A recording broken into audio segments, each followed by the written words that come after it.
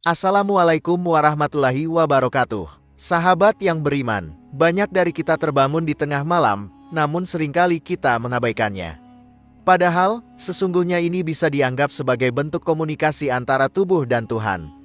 Setiap kali kita terbangun di malam hari, tubuh kita sedang menyampaikan pesan tertentu, baik secara fisik maupun emosional. Oleh karena itu, penting bagi kita untuk tidak mengabaikan momen tersebut. Dalam ilmu pengobatan siklus tidur, terjaga di malam hari seringkali dianggap sebagai momen di mana kita menerima pesan dari Tuhan.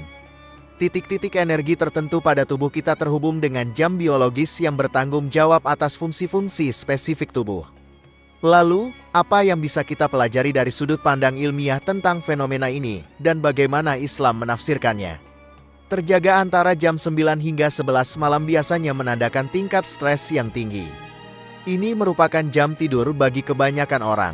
Jika kita kesulitan tidur pada rentang waktu ini, mungkin kita sedang mengalami tekanan mental. Salah satu solusinya adalah melakukan salat hajat atau membaca Al-Quran untuk menenangkan hati, sehingga tidur pun menjadi lebih nyaman dan berkualitas. Terbangun antara jam 11 malam hingga 1 pagi dapat menunjukkan adanya kekecewaan emosional. Menurut pengobatan tradisional, ini adalah saat di mana kantong empedu aktif. Bangun pada jam ini mungkin mengindikasikan adanya perasaan kecewa. Mencoba untuk tenang dan memaafkan diri sendiri bisa membantu mengatasi situasi ini.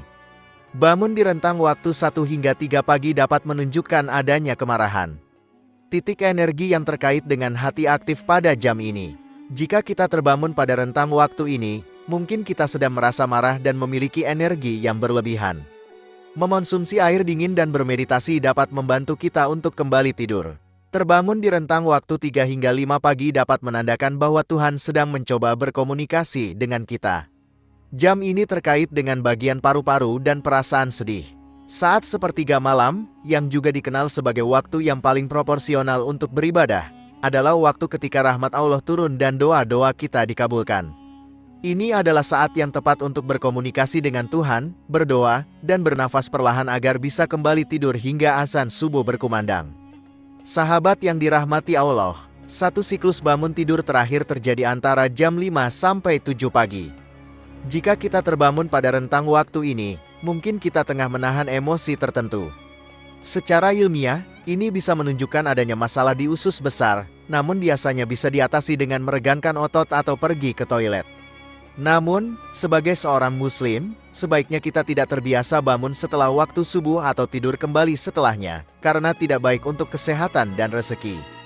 Dalam sebuah riwayat dari sahabat Ibnu Abbas, yang diriwayatkan oleh Imam Tabrani, Nabi Shallallahu Alaihi Wasallam bersabda, setelah kalian menunaikan salat subuh, janganlah menjadikan tidur sebagai penyebab hilangnya rezeki.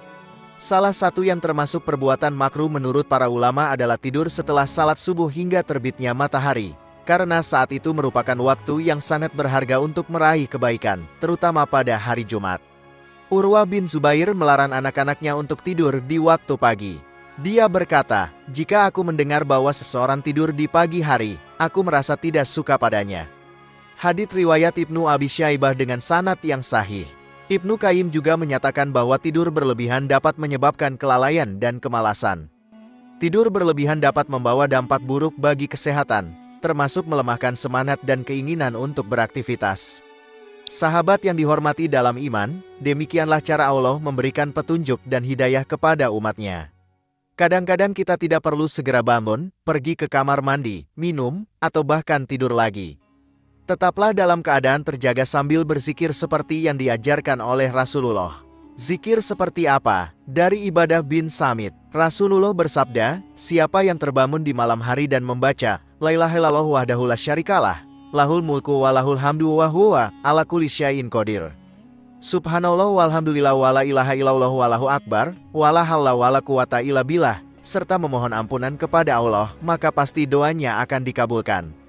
Jika dia berwudu dan melakukan salat, maka salatnya pun akan diterima. Hadits riwayat Al-Bukhari, tubuh memiliki banyak rahasia. Jika kita mau belajar dan mendengarkan, tubuh sebenarnya memberikan banyak informasi. Dengan demikian, kita bisa meningkatkan kesehatan fisik dan spiritual kita dalam kehidupan ini.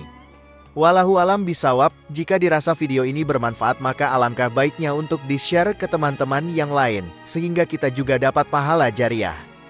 Demikian pembahasan kali ini, semoga bisa bermanfaat untuk kita semua, amin ya rabbal alamin. Jika kamu memiliki pendapat terkait pembahasan kali ini, tulis pendapat kamu di kolom komentar di bawah ya. Terima kasih telah menonton video ini. Jika kamu menyukai konten ini, jangan lupa untuk like, share, dan subscribe ya. Terima kasih dan sampai jumpa dalam video berikutnya.